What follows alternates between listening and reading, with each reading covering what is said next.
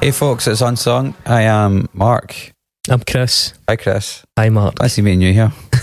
Admin Mark. Admin. I'm not admin Mark. Let's turbo this episode. Do you know what we're doing tonight? After recording the show, we're going to go and see Joe McGlynn. Manly. Absolutely raging. He'll be raging, aye. They'll all be raging. They'll all be raging. It's that kind of music. I mean, they're called Go Down Fighting, aren't they? Yes. So Joe, our past guest, is performing a big stompy hardcore show, and Mark and I are going to take ourselves along, have a couple of cold ones, and not get in the pit, because tut kids. What's this? To be fair, the age of the folks in the band, it'll probably be like an old school pit. Like, you know. Yeah, they'll have a wheelchair for this show. Probably. Just everybody needs to put their fucking walking sticks down before you get in the pit, because you could really injure somebody. So we're not going to flee through this episode, because it's not the kind of music that you flee through, but Mark and I have a mission tonight, and we're also kind of, we'll give you some context here. We record in my house. And my house is in a place where people live. I'm absolutely not inconveniently. No more details, because I've made far too many enemies. Guys with Biffy Clyro are still on my case. But no, one of Glasgow's many segregated religious marches is taking place. I mean, it's honestly becoming like our city's number one export. None of which I'm a fan of. This one has a slightly more interesting flavour. Woman to the back, just what you want to see in the 21st century. But yeah, so that's potentially going to be stomping its way past our window during this show. So we're sort of racing to get ahead of the sectarianism, or the celebration. Yeah, so if there's a really awkward gap in the middle of the show, it's because we heard it coming. There's a fucking horse involved this time, by the way. Earlier on, I heard the whinnying of a horse and thought I was hallucinating. Looked out the window, there was a fucking horse in the street outside. It was like some kind of surreal moment from take your pick of fantasy novels. Sorry, we're already getting sidetracked immediately. But I sampled a bit of this because they're singing, and that's kind of cool, right? And don't get that in some other marches. No, you get plenty of drums though, a wee bit of flute. But no, there's some singing, and I sampled it, and then I kind of got grief of some folk that heard the music for cultural appropriation. I was like, I recorded that out my fucking front window. How can I be culturally appropriating it? I recorded it out my fucking front window and then wove it into some music, and people were like, I can't believe you took that. It's like, what's that? That's my house. It's a found sound. Like, I literally couldn't get away from that sound. Anyway, so there you go. Fucking, I tell you, maybe the Dems have gone mad. If Ratchy's a bit Britain, man, you just wouldn't have this problem. So we would encourage you to fund our podcast, because we're doing a lot of hard work. And we have plans. We have plans. We've got notions. Plans is a bit more concrete than we can rightfully lay claim to. But no, we're doing a lot of hard work. We've got an interview coming up very soon. We've got another episode planned next week. We have just dropped a bonus episode. Big selling point. If you're listening to the show and you like it, you won't have access to the bonus episode unless you're a subscriber. So if you want to hear that and many, many more bonus episodes, you should go to what, Mark? You should go to patreon.com/unsungpod. Yeah, you can sign up for as little as 4 British currency a month, or whatever the equivalent is in your nation. And for that, you get access to bonus episodes, as Chris said, but you also get access to the episodes a few days early, and you can talk directly to us. We've got a Facebook group, but yeah, I know it's Facebook. You know, we're thinking about maybe migrating to another platform. It's just difficult to do any kind of migration in this economy. And don't start bringing up migration, honestly, man. Like, it's fucking, the Dems have gone mad. The Dems have gone mad. And yeah, so you can also have an input into the show. You can suggest things, you can ask us questions, you can be part of episodes when we do voice notes and stuff like that, which we've done in the recent past, and we will likely do again at some point in the near future too. Think about that. You can tell your grandkids. Chris and Mark's shitty podcast. Yeah, man. Sent them in a voice note and everything. Yeah. Played it. And then we've also got some other things hopefully in the pipeline as well, which we're hoping of interest to you. That's kind of the game, eh? Yeah. We'll ask you to opinion on that. You know that you would know it sometimes. We'll ask you to opinion on that in the near future. And then if you feel as though, you know what, I want to give those boys a little bit more, then you can do that, and then we'll actually give you something in return. You're talking about the Record Club. Talk about the Record Club, yeah. Yeah, so you subscribe, and basically we source albums trawling the internet for great bits of music. We take recommendations, we get in contact with people, and we find our way to some really, really interesting bits of music. We've got our own economy going on here, right? Yeah. We've got agents in the field, and basically we harvest all these things and we give them a lump sum of money, and then we send you one record a month based on your tastes loosely. And and you'll hear stuff that you probably, it'll never cross your path any other way in all likelihood. So it's a really nice treat to yourself. I mean, it helps us fund the podcast, it helps the bands and the labels that we buy directly from, but it also helps yourself, gives you a little smile once a month when you get something new sent to you by two guys like us that clearly know what we're talking about. Yes, obviously. Speaking of the one we're talking about, what are we doing this week? Well, actually, I was going to say, and if you don't want to fund this podcast, might I suggest you at least send some of your money to, some sort of like right-wing militia? Because let's be honest, Hang on a second. If they're going to be out there in the fucking woods with their guns, I do not endorse this message. They could at least learn to fucking shoot better. I mean, sorry, getting a bit tenacious D there, Mark. I'm sure you'll have to distance yourself with those comments. Yes, I do not endorse this. In fact, I was blindsided by those comments. You cancelling the tour? I'm cancelling the tour. Alright, and altogether more wholesome capacity, we're really going for the Unsung podcast concept in its most concentrated form this week. We are covering Out of the Aux by the artist Katie Kim.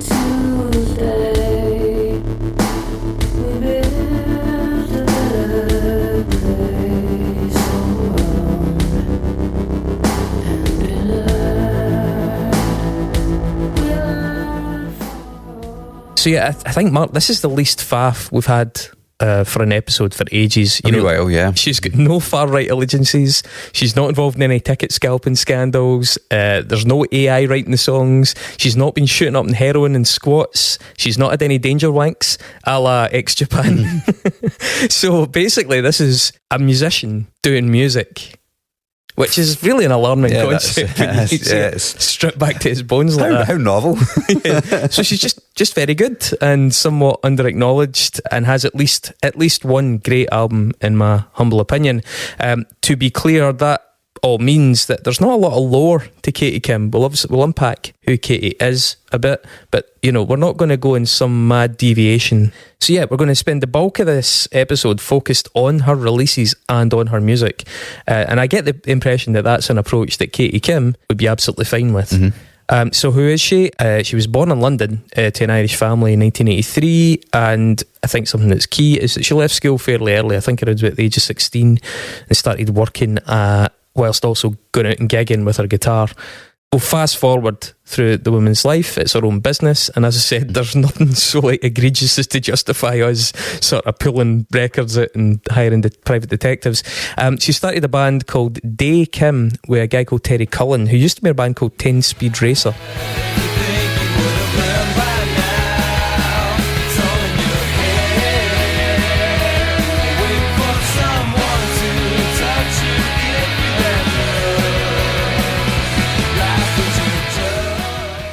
I know that name. Yeah, well, exactly. And I think some of our listeners, knowing their tastes as we now do, will also, if not know the band, have seen the band.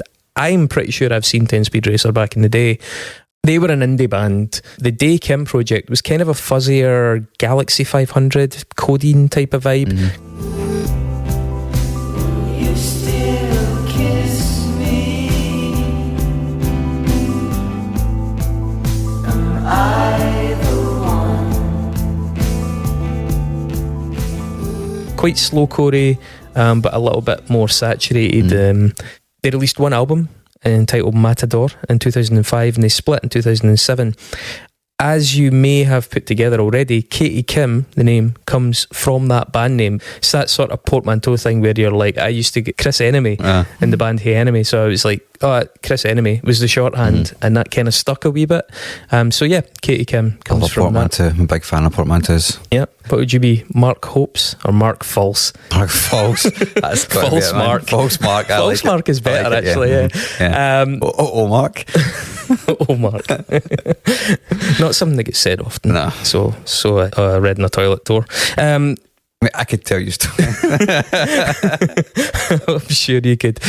John Spud Murphy. Now, this is a fella that's come up in the past. We interviewed Lancome some time ago. We also covered Live Long Day and their catalogue in depth.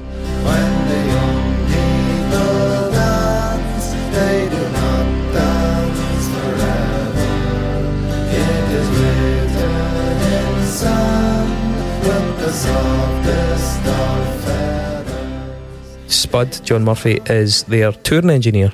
And are really like the fifth member of the band, really, to some extent anyway. And he plays a big part in Katie Kim's catalogue as well, and continues to do so to this day. He's also part of our most recent project, Oxen, alongside Rady Pete. Rady is in Lancome, and Eleanor Myler of Percolator. And actually Spud is also in Percolator. Percolator's a cool band, by the way. They've got a few records to their name.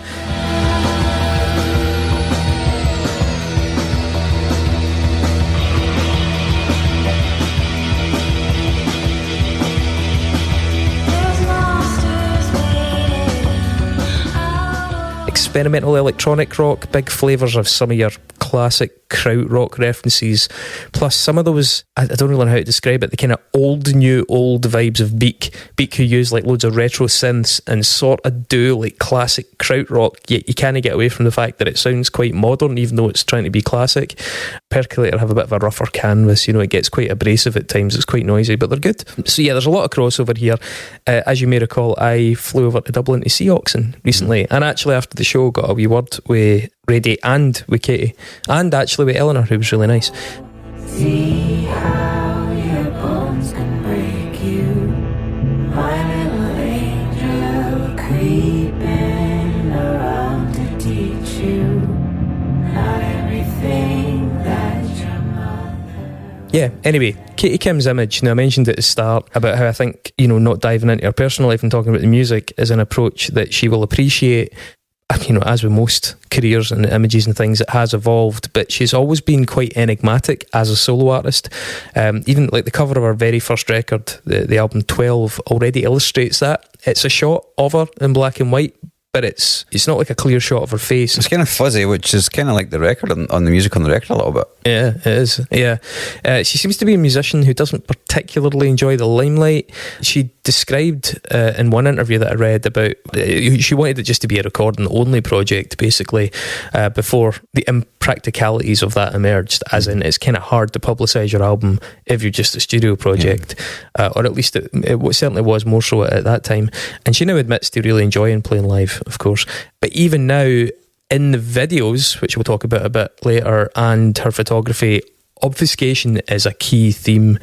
In later times, she's even quoted just outright weirdness and has made some provocatively odd videos. Her riposte to that, I've read in another interview, was, you know, regardless of whatever reaction those kind of weird and slightly gross videos might elicit, at least people won't be bored. Mm-hmm. But yeah, here we get into it. It's mainly just about discography. I mean, before I do discography, this feels like a rhetorical question, but you didn't really know Katie Kim before this, other than me raving about her during at least 2 different Christmas episodes. Yeah, I mean, I'd heard her because of that. Yeah, I hadn't really spent a lot of time with the record.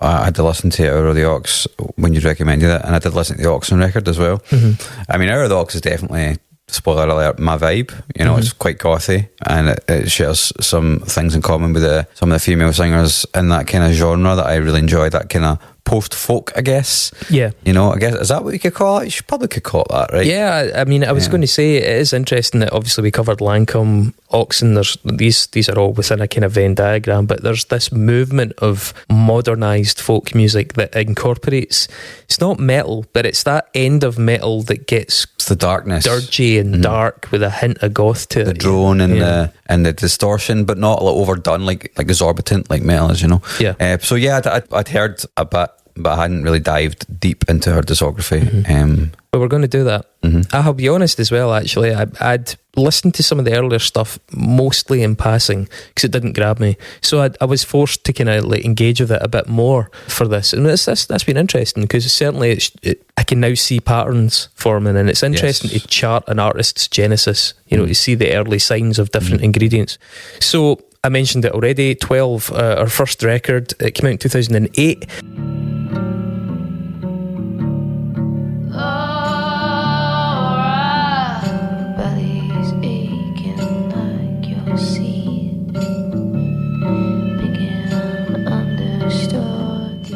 Now, this is pretty well known, I think, by anybody that knows Katie Kim. Apparently some kind of computer virus wiped out something like 50 recordings that she had on a system. So this album, I can kind of relate to this. This album's got like a partly defiance, partly probably a lot of upset, and a sense of like trying to rejuvenate. You know, this is how she tried to go over the loss of all that material. And as somebody that's lost material in the past, it's fucking hard. Because also, the more you think back in it, the better it was. You're like, God, that song was fucking brilliant. I wish I still had that. This is still a very early record. She may have had a lot of stuff recorded, but this is still early on, and it needs to be appraised as such. She'd only been a solo act for about a year at this stage.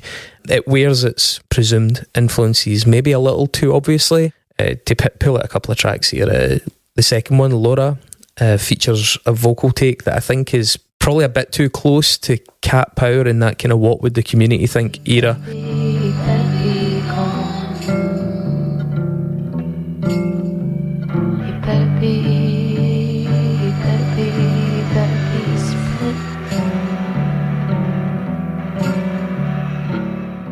Very shaky, it's a little bit discordant, a bit purposefully wobbly. Something Growing has the sort of barely audible vocal menace of some of PJ Harvey's stuff from Is This Desire?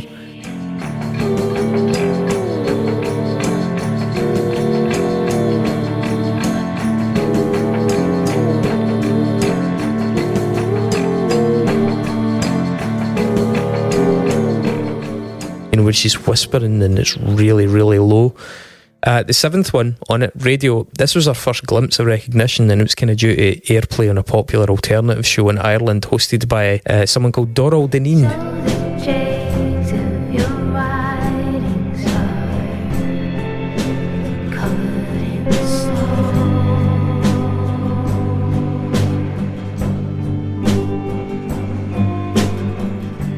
And weird, you know, it's not a name that means much to us over here, but it seems to be quite an influential DJ over there. Katie's spoken really positively about him in interviews, and this track as a result leads the play count on this album. It's one of the most positive songs in the album, certainly.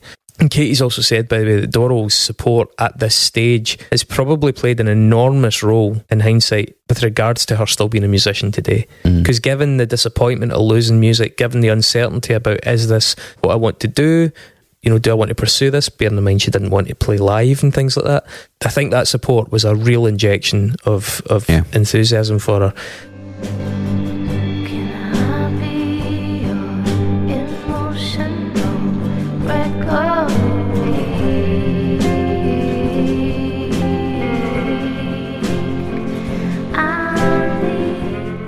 I think actually the music overall was quite reminiscent of, and I'm sorry to continually drop references in here, but it helps people get their bearings. Things We Lost in the Fire, era Low. It's kind of druggy, it's kind of languid, but they also have a very slight country swing in this. I think that comes from the folkiness. Yeah, I quite enjoyed the record. A couple of highlights for me. Radio was one. It's got a really good melody, really hooky. It actually feels almost kind of breezy, like lazy on the beach kind of vibes. The overall vibe, electric guitars and the slide guitar and the sort of quiet electronics of it really kind of doubled down on that kind of breeziness for me. I liked When I Die. I really liked the chorus in that one, actually. It kind of blooms out of the murk of the song.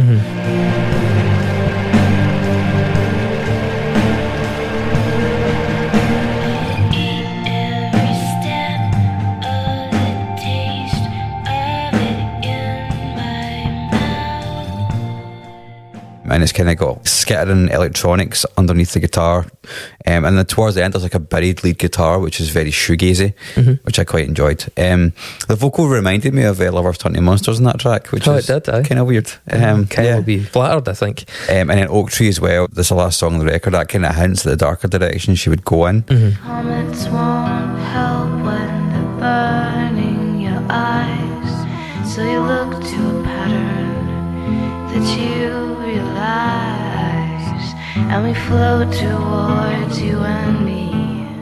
And it's probably the most interesting song sonically in the record as a result. It's also got elements of like that dark folk thing in it.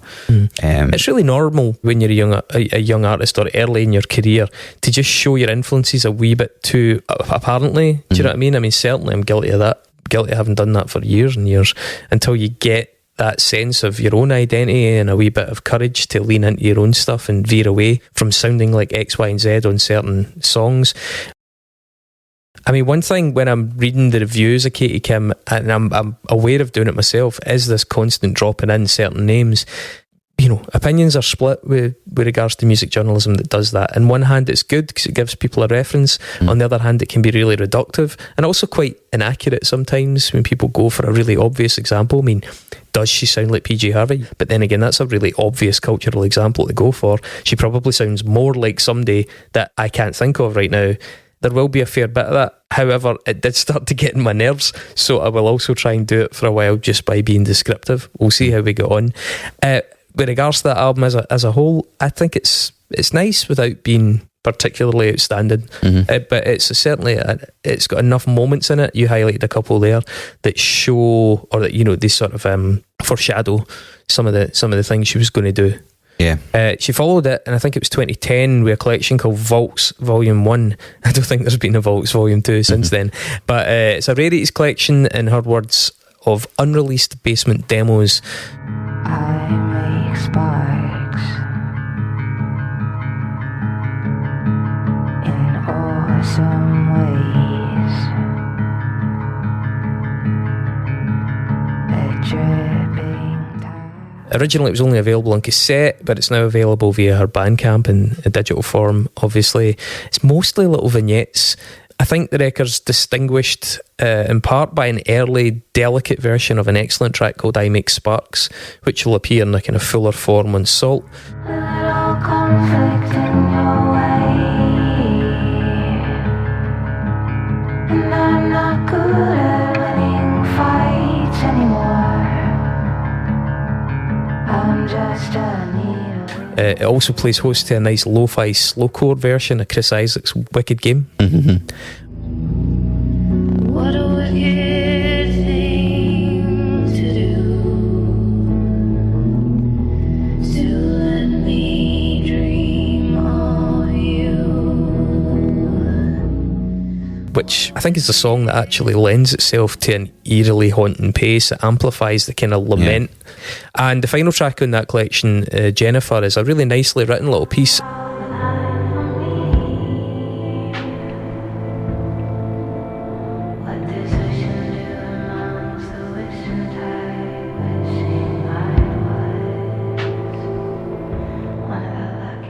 If you're a fan of Katie Kim, or on the back of this, if you end up being a fan of Katie Kim, I think it's worth looking that out. Jennifer's a really nice tune, and it's odd that it's buried so far back in that collection.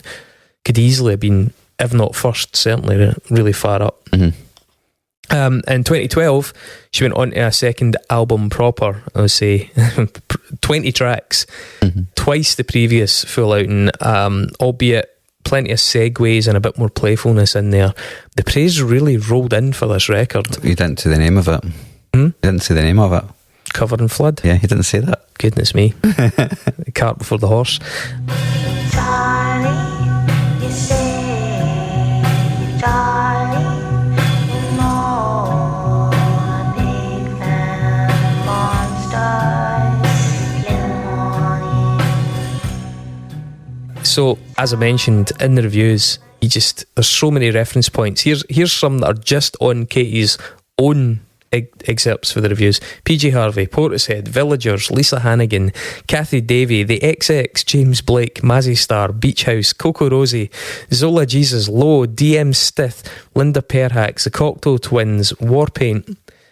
So I'm going to try and describe this one without any further references, because that flailing about for a foothold kind of annoys me. With this one, 4 years have passed. She's definitely grown. She's definitely progressed.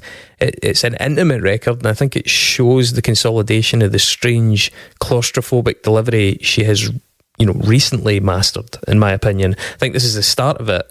Only now is she really getting on top of that as an approach. The understated vocal lines, I think, are much more interesting than her earlier work. There's nice bits of double tracking, some really nice glitchy studio techniques that are used to add texture to the record. There are tracks that swim in effects to mesmerise, and then there are others that arrive quite naked and vulnerable. There's quite a nice mix of that.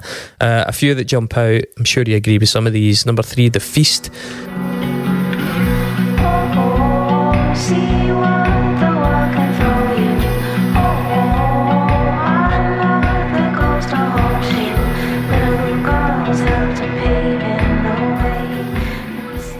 which is better known now, I think, thanks to a fairly astonishing fuller version that's done by Oxen. I am dancing over his body in blue. Oh, see how your bones can break you. It's still one of the best works thus far. You can hear the potential in the song, and that darker folk noir tone is more fully developed. There's something, I think, faintly gleeful in the soft menace of tracks like this. They make you a little uneasy, and I think she enjoys making you a little uneasy. I think she's starting to sense that is where she likes being musically. I think that starts to inform both her writing more broadly, but also it starts to inform her image, you know, via the videos and the photography. The unsettling thing becomes more of a feature, leaning into that sort of soft malevolence. It's not OTT, it's just a very, very subtle unease. That The Feast was actually released as a quote single, and I'm really heavily using quotation marks there because the single had 10 additional tracks, all remixes of one tune or another. Another track that jumps out to me is the fifth one, Pause. I saw entry lines round your face.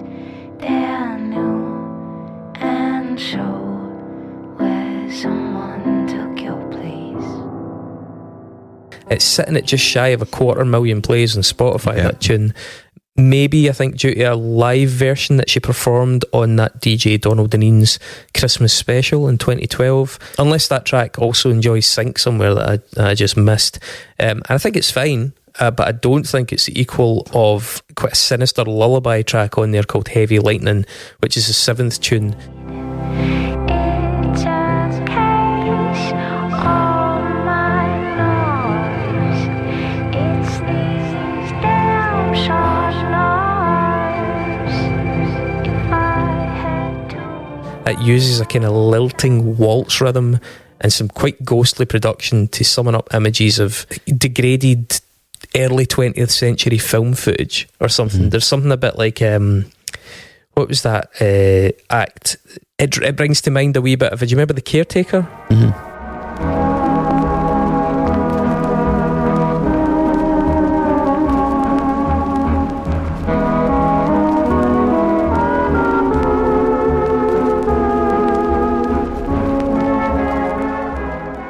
The stuff that Ben Power, Blank Mass brought to the table, that almost like using old jazz samples played at a distance. There's something quite old school film reel about it that's really, really evocative. Yeah, and this one was actually, that was pulled from the album to be part of a split 7-inch she did with a musician called Laura Sheeran.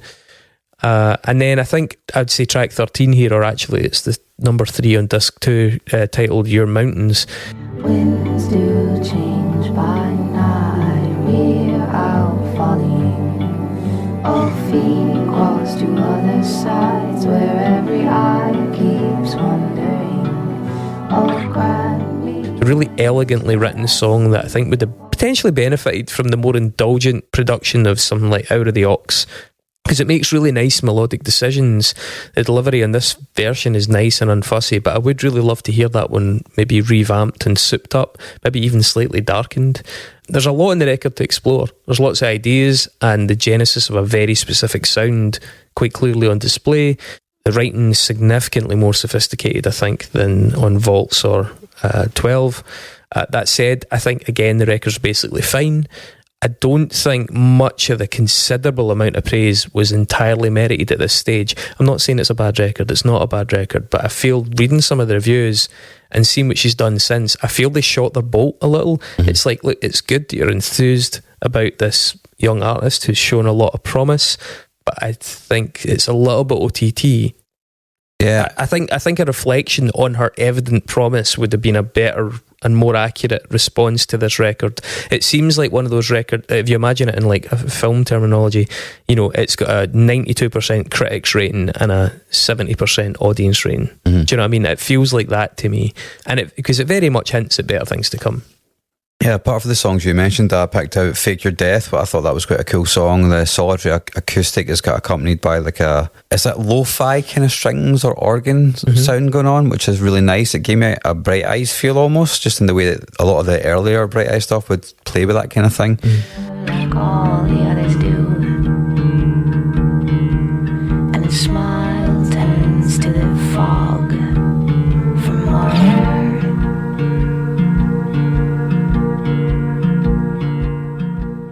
And then Red Flags was also pretty cool. I liked the downbeat feel of it, the way the Vox were very deep in the mix under layers of reverb and the sound of the guitar.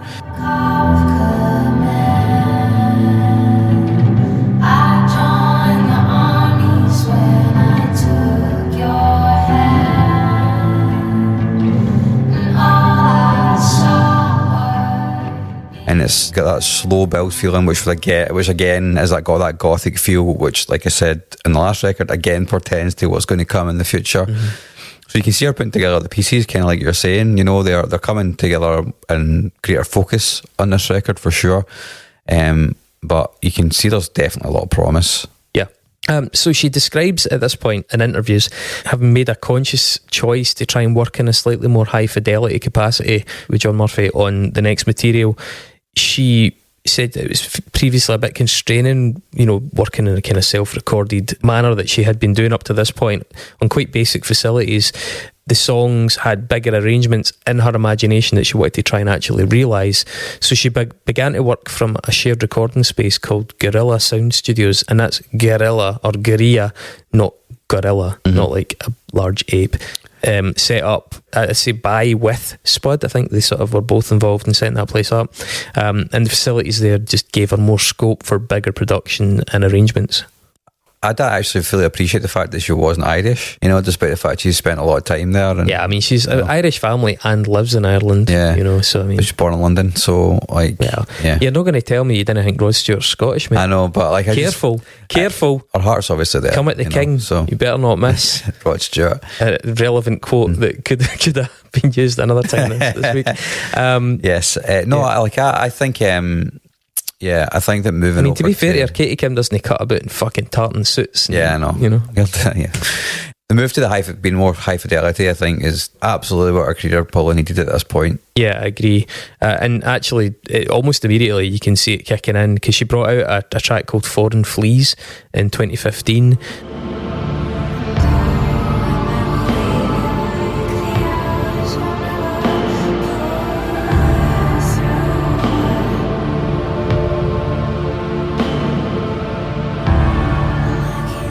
Spotify listeners won't actually know this. It's not on there, and it's kind of interesting because it serves as a bit of a missing link, you know, in terms of like musical anthropology crossover metaphors here.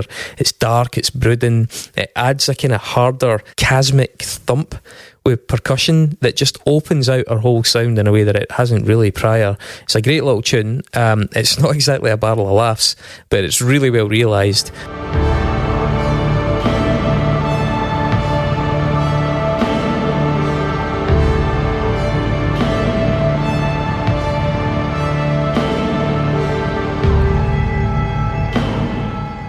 Heavy props for the use of some mad Vangelis synths on it as well, and there are some really punishing, I think, like MS-10 type oscillator assaults towards the end. I mean, kind of underline how few fucks this song gives about your feelings. I mean, they're really harsh, quite offensive, but they're in there, I think, to unsettle again.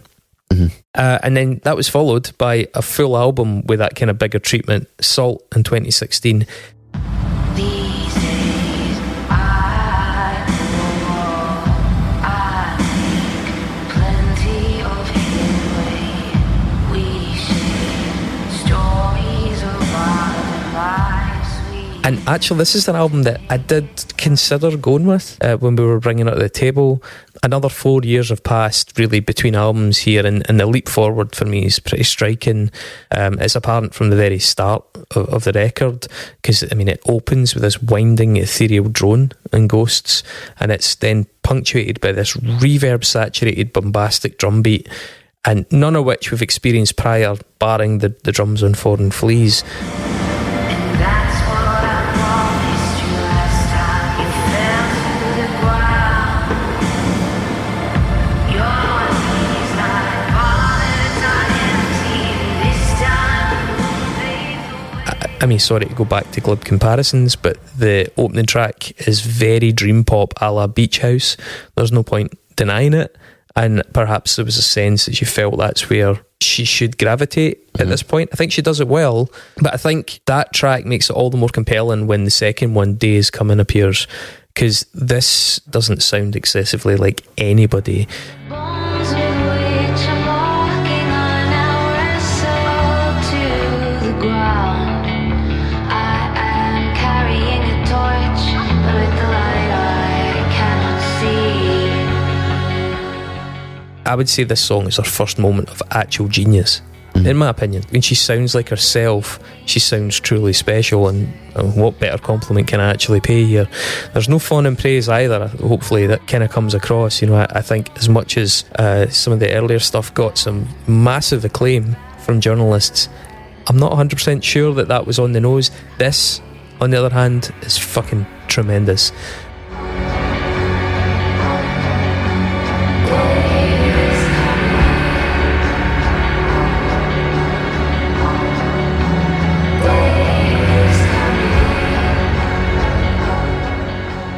It's just a magnificent, patient, brooding, mournful and really captivating song.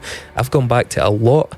I noticed that it's nearly 750,000 plays on Spotify, so it seems that I'm not the only one to pick up on that. I am aware that it appeared on episode 1 of the Netflix series Wild Wild Country. Do you know that one? No. So that's the one about the religious sect who basically staged a kind of hostile takeover. Oh, no, I did try to watch that, and I couldn't really click. Didn't really click with me. I actually found it quite a slow series as well, but this was on episode 1. But I actually don't think I was listening to Katie Kim when I tried to watch that, so I probably wouldn't have recognised it.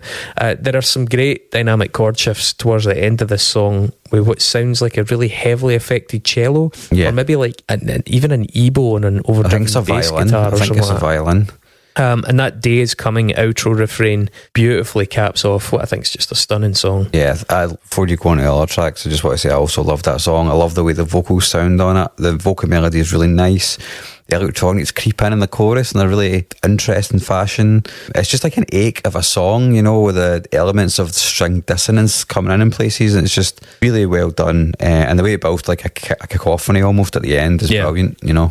She likes an outro refrain. We'll come back to that as well as a feature. I like dramatic music as well, so I'm like totally on board.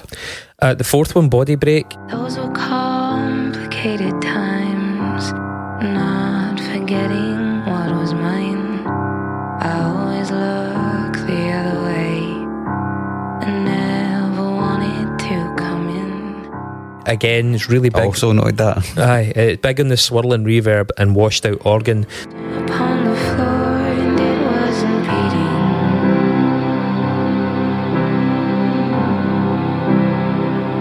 You were cold, lying adorned with a crown. I think the double track vocal sits really nicely in these mixes as well. It's never struggling and it's never overpowering. It's really well mixed. Yeah, there's something about the vocal melody in this. It kind of gave me a 70s ballady feel, almost like a kind of a. I'm thinking a Phil Spector group when they do a kind of ballady stuff, but maybe not as overtly R&B, like Ronettes type thing. Yeah, it just feels very retro in the choice of melody, and I really like that. It was one of my favourite things about it. The fifth one, I Make Sparks, I nodded to that earlier on. It's really quite striking.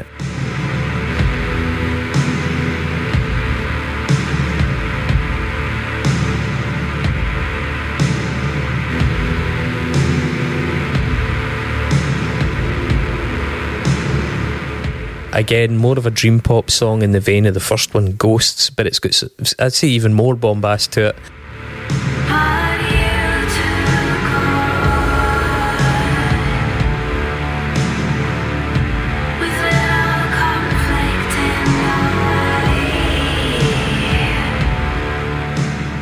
The pace is purposefully sluggish and immersive, slowly accumulates strings and drones as it goes. It's like some kind of giant halftime snowball, you know, coming towards your cabin down the hill.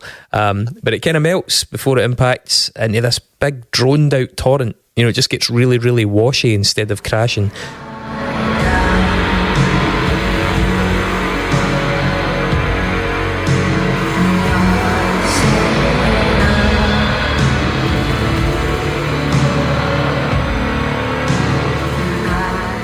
And I think stepping out of things just for a moment to take stock, this material at this stage is so many miles away from the earlier records. Yeah, it is, for sure.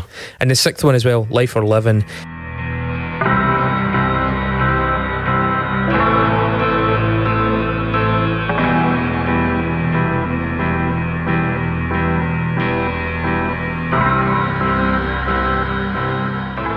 Reminding me in terms of atmospheric chill of Anna von Hauswolf. I got that in one of the songs as well. Yeah, and I think also deserves a nod for really ramping the synth euphoria up at the end. It's a really lovely finish.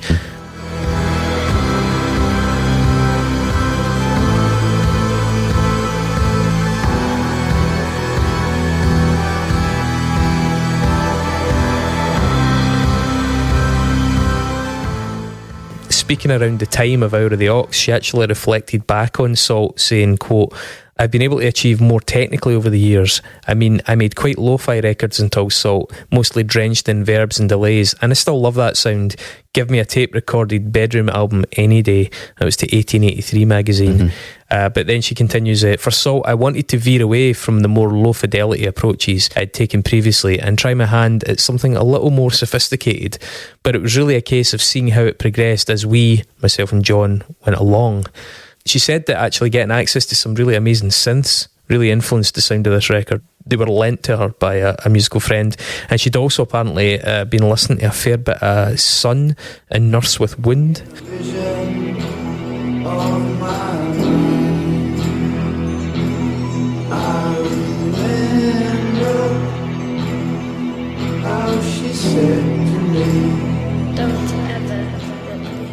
And the build up to the recording, and that really influenced it. You can see how that would push it in a kind of psychedelic, droney, more ethereal direction anyway. My God, I didn't know that was a reference point, because that would have just cut helped my your nexus in nexus. half. Yeah, well, I figured that when you told me you touched on. This record, it's a commendable work, especially as it represents such a huge step out of the shadow of all those other famous and most, let's be honest, largely female musical progenitors. You know, she's stepping away from the obvious reference points, largely establishing something that sounds like Katie Kim now. It goes for some much more distinct, it's much sonically bigger, and although it doesn't fully shed all the previous references, because I've mentioned Beach House a couple of times, it definitely gets rid of most of them. I didn't pick it though in the end, because even though it has a few truly outstanding numbers on it, I think there's a few too many 6 out of 10 moments in there. So whilst it needs a round of applause, I think we'll save ourselves for the main event. Another one that you won't find on streaming services, by the way, Salt Interventions from 2018.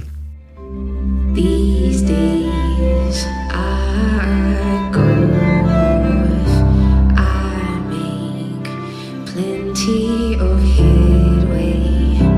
We shed storm. And this is a live reworking of the Salt album, recorded by Spud, obviously, made in conjunction with the Crash Ensemble, who basically flesh out the arrangements with loads of gorgeous strings. But I'll be there for you when you're tumbling down.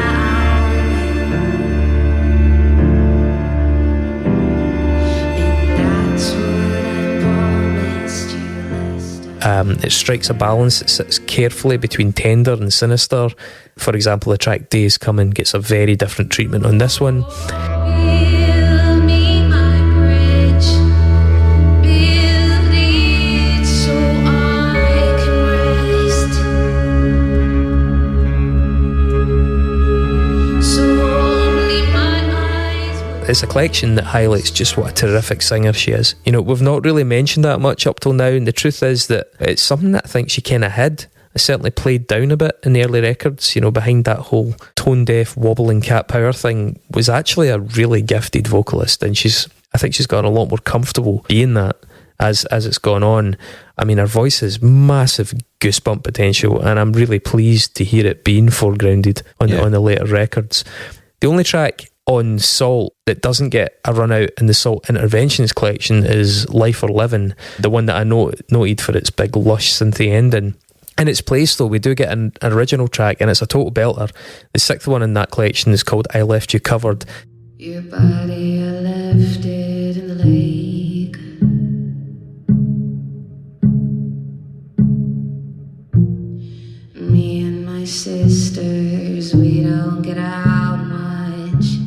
And I'll be honest, actually, at first listen, I did have to check that it wasn't a Leonard Cohen tune.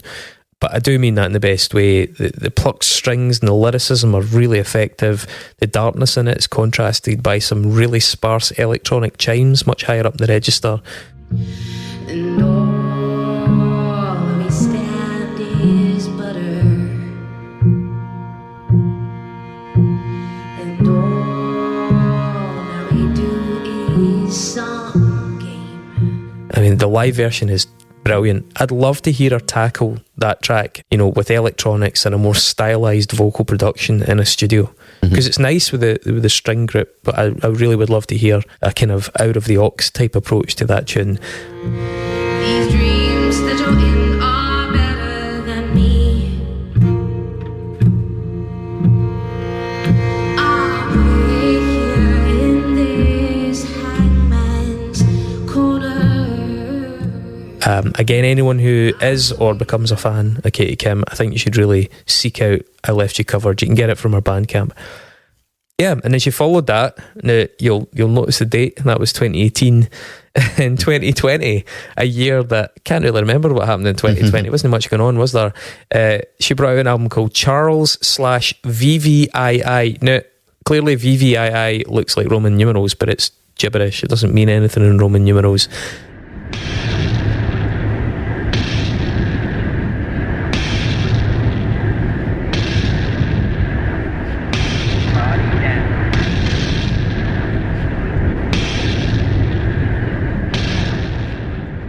It's an unusual little record. Katie had relocated to New York City, and then the pandemic had caused her to return to Ireland. And this album came out as, and this is in her own words, quote, soundscapes, forgotten demos, field recordings and experiments collected from 2012 to 2020, arranged as one 29-minute piece. These are not shiny nor pristine, but raw form, thoughts and ideas that I didn't want to leave behind. And it is, as that quote suggests, largely abstract and more a sort of sound collage box of curiosities. Those chairs amongst the table with no people in them. It's like a magic trick. Cooler people than me can probably have a coherent musical listening experience with this album. I can't. In the main, it feels basically like a hodgepodge of mad found noises and experiments. There are some musical moments, but most feel closer to vignettes than fully arranged pieces of music. You know, from what you said, it seems like there was some sort of cathartic process behind this record, behind the decision to release it.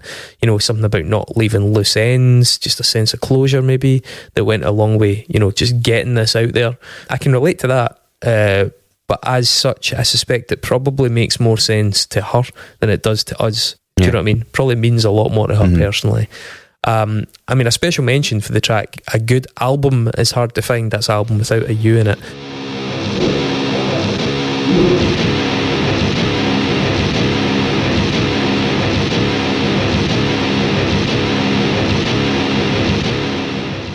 Number 10 on that collection, which basically sounds like a guitar riff that she's cribbed from a later period Korn record. I'm not joking, by the way. So yeah, I mean, we've discussed this on the show before. This came out in 2020. We should reflect on the fact that lockdown had a lot to answer for in this department. People working on projects from home studios with limited facilities, often just to stay active, if not sane.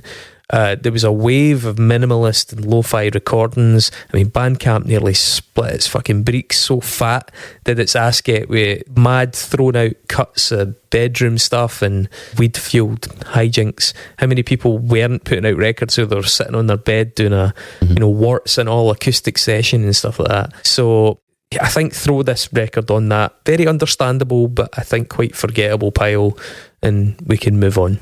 Yeah. 2021, she brought out a single track in collaboration with Sean McErlane. I think that's how it's pronounced. It's called Empire One. Empire One wasn't what I waited for once, and you'll want me home, but Musically speaking, I think it's a rewarding listen. It's darker, with a more complex production that kind of goes towards Out of the Aux, but it's just a little bit monotonous vocally, and I mean that in the literal sense. Like, her choice for the vocal part is rooted in one place for much of the tune. I suspect that the idea is maybe to allow the music itself to move around the vocal and do a lot of the heavy lifting, but ultimately I think it kind of ends up, I hesitate to say it, just a little bit boring vocally.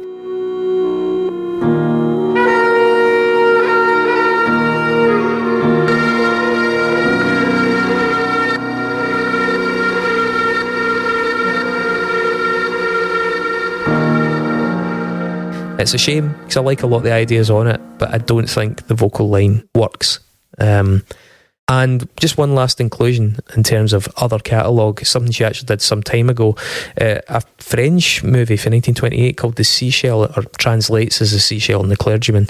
She made an alternative soundtrack for it. She ended up performing it live in Cork with the movie. So yeah, there's quite a lot of stuff there, and I think Out of the Aux is going to draw together a lot of the threads, a lot of the bits and bobs that we've just said. Before we dig into Out of the Aux, I did also mention videos, and I think we should just touch on that for a second, because there are videos for some of the earlier work, especially from Salt.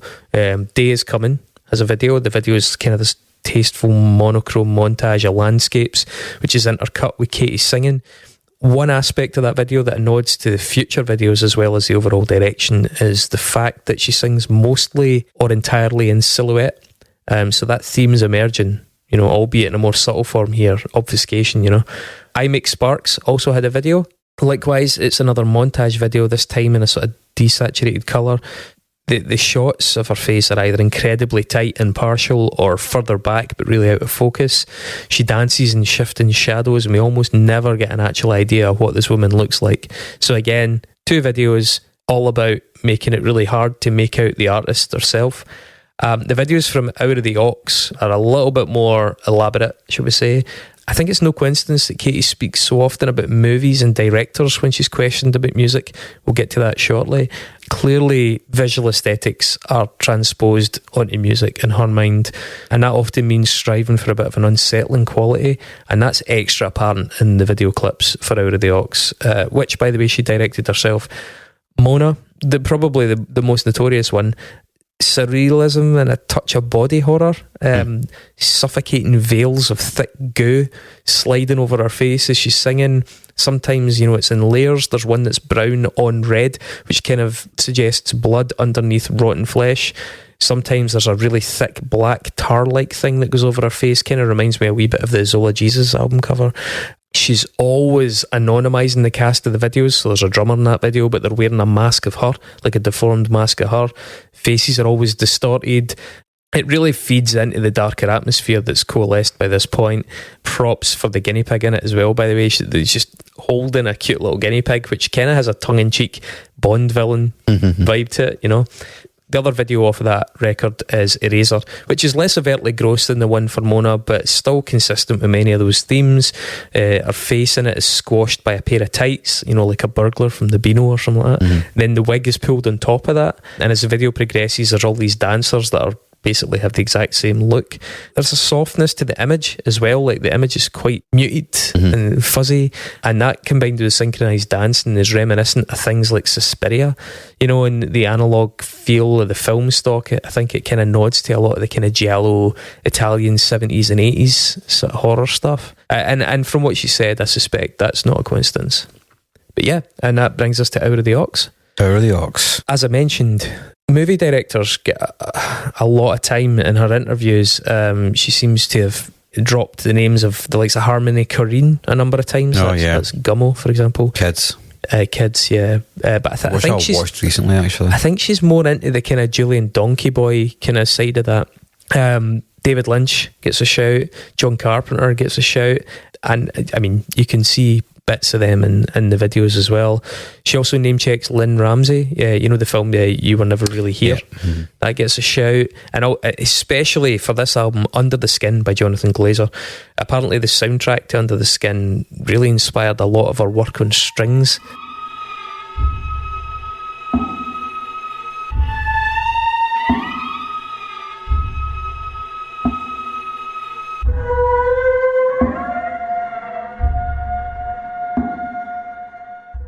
bending strings. There's a lot of that really creepy descending strings. Yeah. Asynchronous descending as well, so there's tons of dissonance in there. Musically, she described listening to Tilt by Scott Walker a fair bit. That's a Scott Walker album I really enjoyed when we covered him.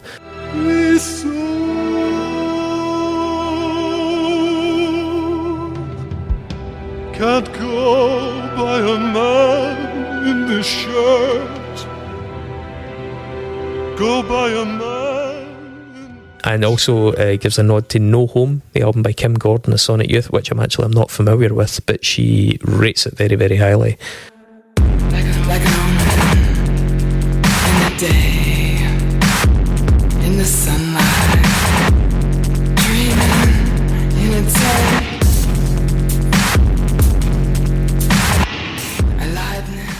There are really strong sonic differences between this album and earlier releases. And in her own words, quote, "I tried to stay away from my safe spaces in music for this record, like the piano as that featured heavily in Salt, my last record. I also tried not to rely on reverbs vocally and keep the vocals up front, almost right inside your ear." The album includes a number of the usual collaborators, as well as one with her new Oxen colleague, Reddy Pete, who was at this point, I think, riding really high, or I'm going to say high-ish, on the sudden explosive reception to Live Long Day, the Lankum album. I'm never really truly convinced how much Reddy enjoys the explosive reception to the Lankum stuff. Yeah, she just seems a little bit ill at ease with her profile, with a really high profile, and I kind of really relate to that. I don't relate to it because I'm incredibly successful. I just relate to it because it must be so odd. You must feel like such a fish out of water. Yeah. In some of those situations when you've never pushed in that direction, you've never come up in that direction. So when I say riding high, I'm not sure how high Reddy is on that success. She's the only one that can probably tell us that. But many of Katie Kim's vocals, I think, for this record had originally been recorded at her home in New York. As we said, she had to move back to Ireland during lockdown. It also includes a lot of field recording samples. And so it kind of draws on various aspects of the earlier work, but it's rolling them all up inside this much more musical context. As regards vocals and methods, she said, I record my vocals at home alone. I'll always do it that way too. I feel way more comfortable having the space and time to do it by myself and then bring those to John's studio. And we just mess around with different arrangements until it's eventually a fully formed record that we're both happy with. A writer called Georgina Howlett, who was writing for a site called The Upcoming, referred to this album as haunted yet decadent. And honestly, I'm not sure if I'm going to do any better than that. Throughout my description of it. I think that's a really nice way to summarise it. The critical reception of the album has been generally very positive, with it tending to land in and around 4 out of 5 in most places. As I said, I raved about it for most of 2022 and 2023, dropping the name as often as I could. I'm kind of surprised it hasn't made the transition to a slightly higher profile here. That said, she hasn't really performed it live, and there is just a lack of a focal point for any coverage to coalesce around, for magazines to want to cover it, that kind of thing. Would that I could change that, by the way. God knows I have certainly tried. I would love Katie Kim to come and play over here. It's not that easy, apparently. But yeah, we'll go through the tracks. So the first one, Mona.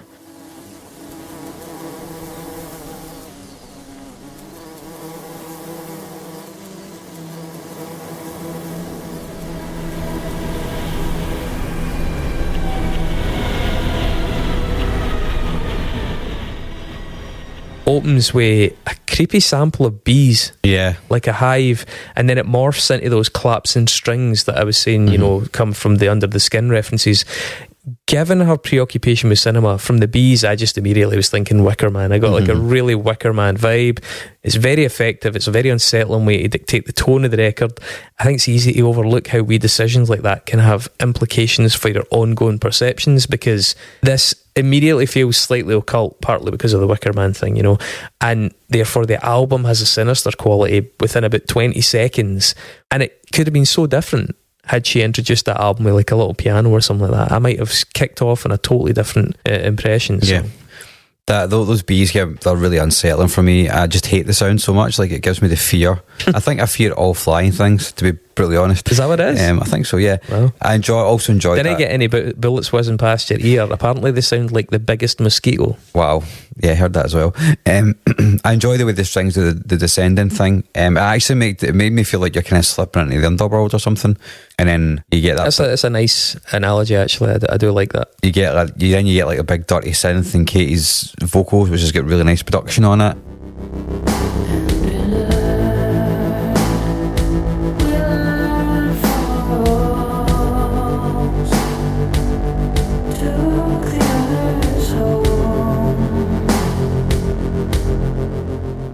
They're also panned in different ways and they feel dead close but also not. It's the way that the vocals are produced in this song is brilliant. It's excellent, isn't it? Yeah. You've got the occasional stabs of string that begin to pop in, which she's done on other records, but it works super effectively here.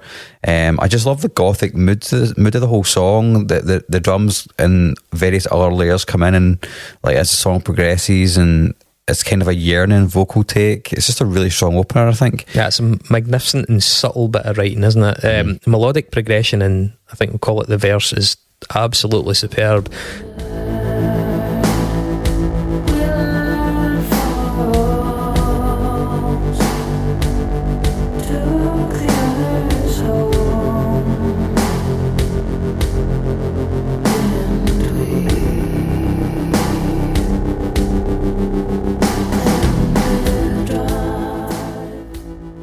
There's low keys that they manage to shimmer, which is no mean feat. You know, they just undulate, vibrate in a beautiful way. There's as you said, nearly dry vocal delivery while the strings contort around the music.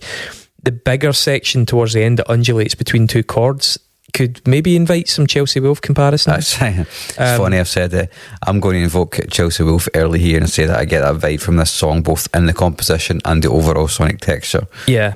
Not our doomier stuff, not the more recent Baloo stuff that was much heavier. What was it called? Spun, yeah. Yeah, but there was the albums earlier where they were kind of straddling that. They were heavy, but they were a bit more gothic. The almost whimsical outro refrain, you know, the vocal thing ends up being a little unsettling given the stark contrast, and also the way that it just drops in out of that really building musical pressure that she has.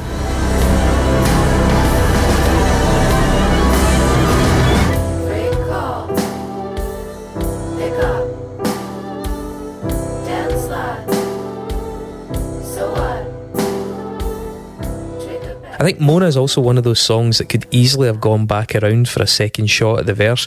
We've identified that phenomenon when we did Tomahawk. We talked about the tune Captain Midnight, and you're like, God damn it, please do that entire thing again. I love it, and they don't. So it certainly doesn't overstay its welcome. If anything, it does the opposite, and probably on purpose, you know, so it requires repeated listens. It is followed by a track called Eraser, and God damn, I love this song. We'll erase while you hide.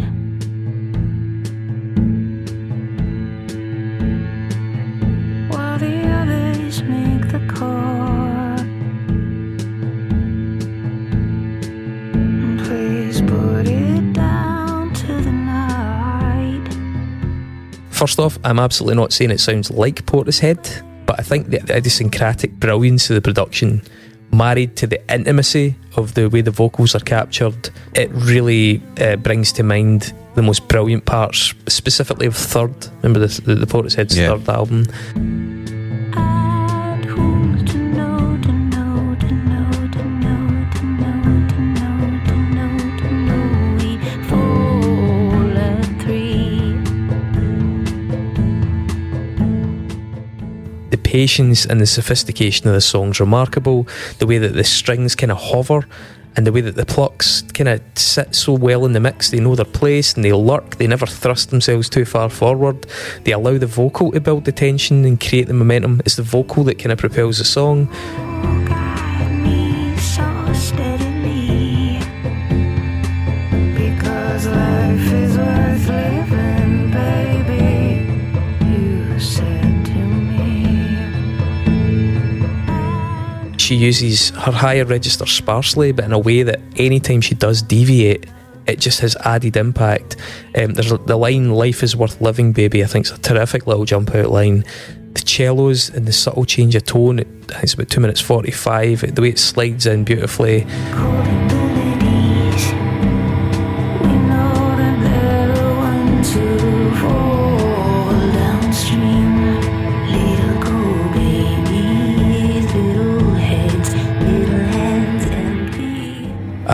The subtle opening of the drums at 3:30. The drums go from being quite muted, maybe like actually literally physically muted. And they touched his belly like the vultures like to do, and it burns upon my skin as we tear it into two. It's just like another great but quite understated lift. The whole track just unfolds with just composure and grace. It's an absolute masterclass, and honestly, I'm no hyperbole here, I'd struggle to think of a better individual song that came out in 2022. Why do we do what we do?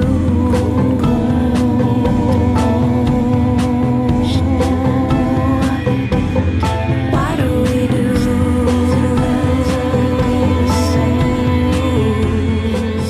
I have to say as well, with some decent noise cancelling headphones, this tune lends itself to an amazingly intense inner narrative when you're doing things like riding on a subway. It is so, as I say, evocative. We'll use that word again. Yeah, the gloom from the first song remains in this song, and I'm totally here for it. Again, I really enjoy the vocal production. It sounds like she's right inside my head, which sort of comes back to what you were saying there about the noise cancelling headphones. Like, you can feel it really close, which is good. The song is brooding, but in a very different way from the last song. It's kind of rhythmic, almost esoteric, I think, in some ways. The production's just class, though. Everything is really measured and well placed. Like you said, graceful is probably a good word there. And yeah, I totally get the vocally. I was struggling to think about who it sounded like, and Portishead is definitely the example, I think. I mean, it doesn't have any of that kind of cabaret Shirley Bassey stuff. Yeah. It's the, as I said, with Third, tonally. there was a different thing, and there was a confidence in the vocal delivery in Third, and maybe that's what I'm hearing as opposed to an actual likeness. Yeah. I enjoy the way that it kind of creeps along and it kind of envelops you in darkness. And yeah, the also thing I really enjoyed about it is, like, in contrast to the last song, there's no synths in this. It's just all stringed instruments, which is a really good, different textural touch. Here's an interesting little bit of trivia. Katie Kim talking about Eraser.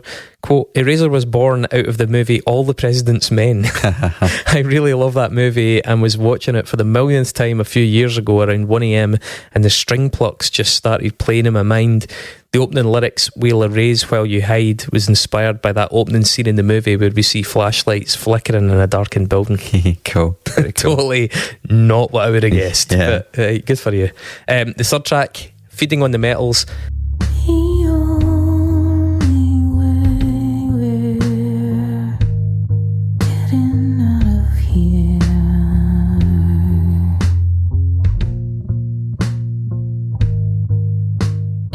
Apologies for being a lazy journalist, but it's impossible not to think of Low and Mimi Parker with this one. And that said, it would be a very good Low song, but the vocal register and the delivery, not to mention the arrangement, I think some in that mid-period, maybe somewhere in their work between the Albini stuff and Great Destroyer. And I mean that as a compliment, because anyone that listened to our Low episode knows what a fucking massive fan I am of Low. Yeah, it's another downbeat song. Again, I'm just digging the vibe of this record so far. It was so pathetic, staring down a black hole, and everyone's left dreaming, blaming one another. It's really measured on the drums and bass. The drums are very dry and the bass is very bassy, which doesn't really make much sense when you say that as a sentence. But when you hear it anyway. When you hear it totally makes sense. So, like, the bass is in the bass register. It's not just a bass sound, It's very rounded. Yeah. So there's like really good use of multi-track vocals as well when the song kicks up a gear. And I really enjoy the synth in the second chorus. The texture for me is like a mix between broken glass and TV static. Like, that's kind of how I would describe it. Lying with the nettles, napping undercover, worshipping some vessel, waiting to discover. Yeah, really, really good song. Crystalline. Crystalline. Yeah. That's a nice word. I don't think we've used that in the podcast before. No. No, I think that's a virgin word. Number 4, Helen/Carry the Load. It's an uneasy but a useful little vignette.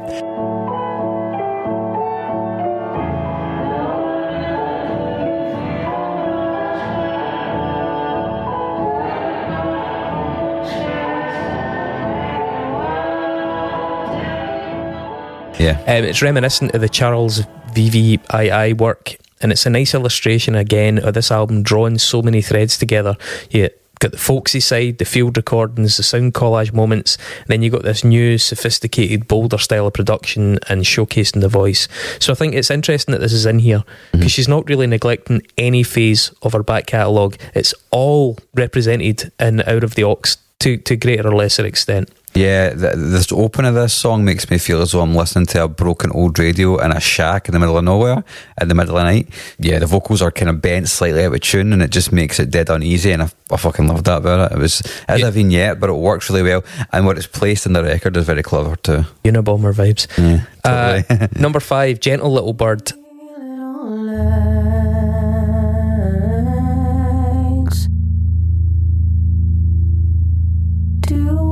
Steps far ahead.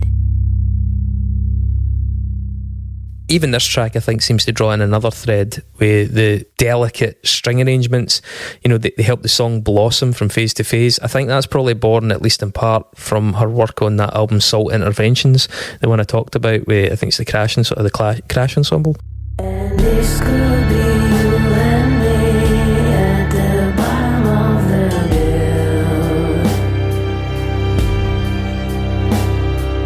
taking too much time to figure where we go. The drums in this one sit in the sort of the middle distance room space. They sound really natural. There's a tasteful use of double vocals to lift certain phrases. The lead vocal uses a really short, I don't know if it's a tank or a plate reverb, it's almost even like a very tight delay that gives it a kind of weird, slightly muted and claustrophobic feel. And the combination of all of those ingredients, all those different spaces that you get from the different reverbs and processing, it conjures quite an interesting sonic space overall. It's quite a confusing sonic song, but it's nice and innovative in that.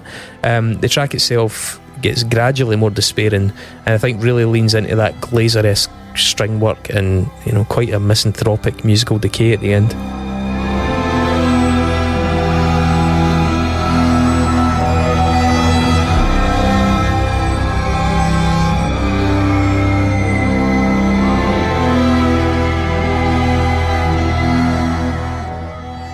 Yeah, this actually reminded me of Chelsea Wolfe in places. The drums have got like a lurch to them, which gives almost a queasy feel, I think, but that's in a good way. I mean, if there can be such a thing as that.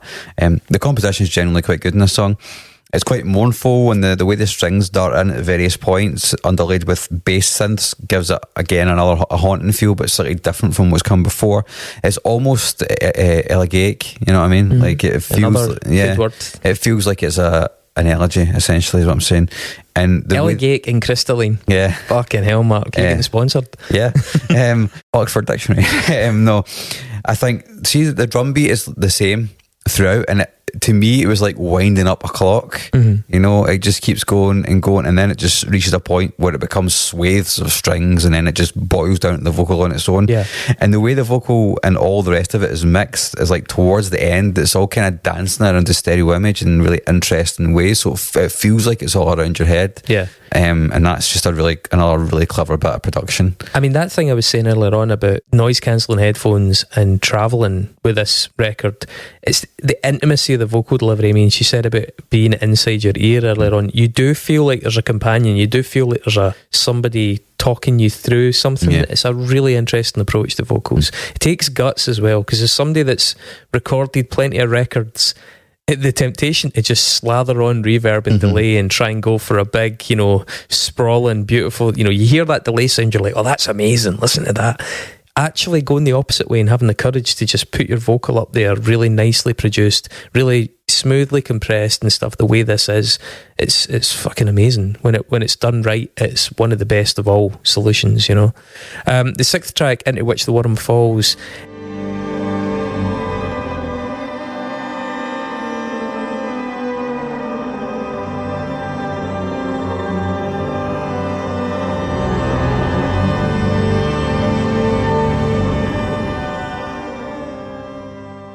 This one's actually credited, the arrangement is credited to Spud. It's a beautiful, shimmering but mildly unsettling piece. It's incredibly cinematic in feel, and I had a real sense of familiarity with the song, and it took me a little while to click why that is. The reason I actually not only felt familiar but actually very welcome was that it really brings to mind some of the more abstract and otherworldly Silvermount Zion work around about their Born Into Trouble or Shafts of Light period, which was at the turn of the millennium, 2000, 2001.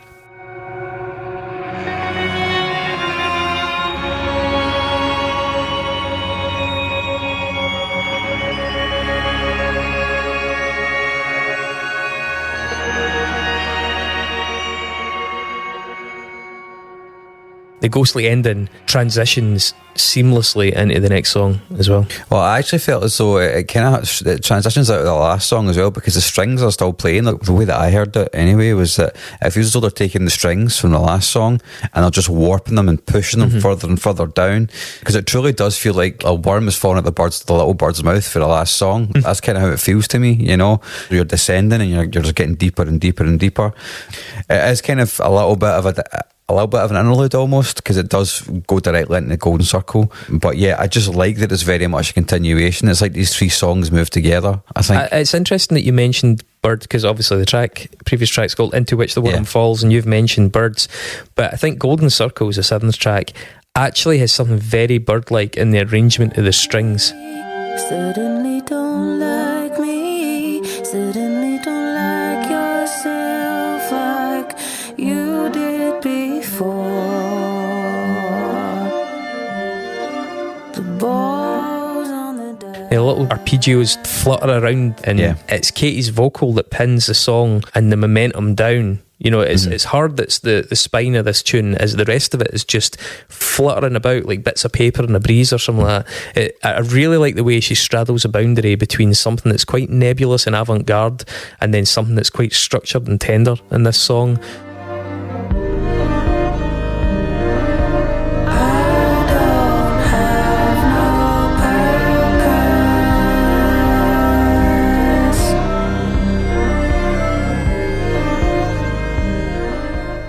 I think we actually, as listeners, we end up implying a lot of the structure, whereas the song only hints at it. When you think back in it, it feels like it's a lot more regimented than it actually is, which is a fair achievement, you know, to plant the idea of the song in the audience's mind without needing to actually spell it out for them. She's not having to walk us through it. She's certainly not patronising. You know? That's nice to not underestimate your audience in that way. I really enjoy in this song how her voice is a lot more direct and present. You know, it's very centred. There's really good harmonies on it. The chorus doubles down on the synth and makes it feel almost kind of weirdly epic. It's a lovely bit of writing, and you know what you're talking about there with the structure is God, I wish I had the guts to do that sometimes. You know, it's just, I don't really know how you get into that mindset of just going, you know what, this is just the way it is, and I'm not going to hold your hand. This is just what I hear. In fairness to yourself, she's 14 years into putting out solo records at this point, so she's built up a wee bit of confidence. The eighth track, I See Old Joy.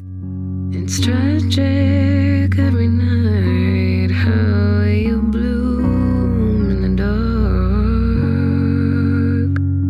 dark. Seconds don't count when we're wide of the mark. Step away from the obvious comparisons to female singers that we've been wading through. This track actually brought to my mind some of the Songs of Haya, Jason Molina stuff. Oh really? That's interesting. Yeah. You were hoping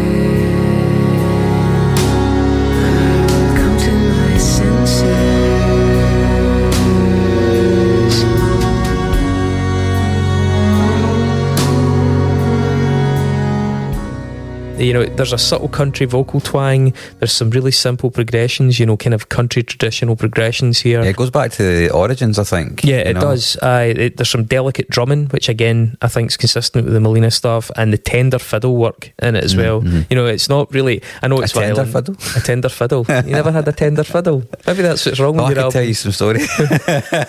I'm sure that was on that toilet wall as well. It summons to me settler folk, you know, not explicitly American country. It's nowhere near as blatant or as corny as that, but nor is it totally Irish. It feels like sort of that settler period, the transitional phase between Irish folk, Scottish folk, Celtic folk, and that Americanized stuff. It's a good observation. I think my only criticism would be that this song, a bit like Mona, could easily have gone around again. You know what I mean? It certainly doesn't overstay its welcome. So, I mean, worst case scenario, you just need to play it again. Yeah, it doesn't feel anywhere near as bleak as the rest of the record either. It actually feels kind of hopeful, maybe even wistful. Yeah, all the fills at the end. And I liked at this point in the record going back to almost the origins with this, starting off with the solo piano and vocal. You know, it's a nice little callback, but it's. If this is like a callback, right, like I'm saying, it's interesting because it's got all of the confidence and all of the songwriting experience of like 14 years. It works really, really well on this record. And then we get to the last track, and it's only number 9, so props for brevity. It's a winner for me. Absolutely, yeah. Really far. Why may I waken you late, for I may slip away.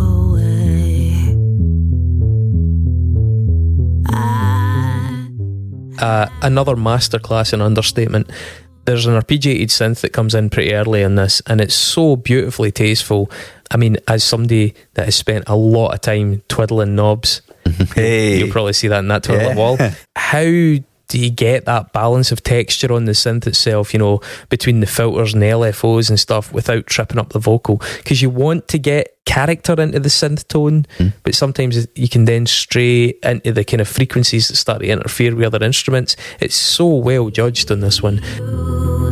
When you walk through your door to an empty room, holding my head in your hands like a... The saturation as well on the synth, it drifts up a little between certain lines, you know, like that you can hear them swelling the gate, like the fuzz on it, before it glides into something that's akin to, like, it does almost sound like a grainy cello, like a very low grainy cello.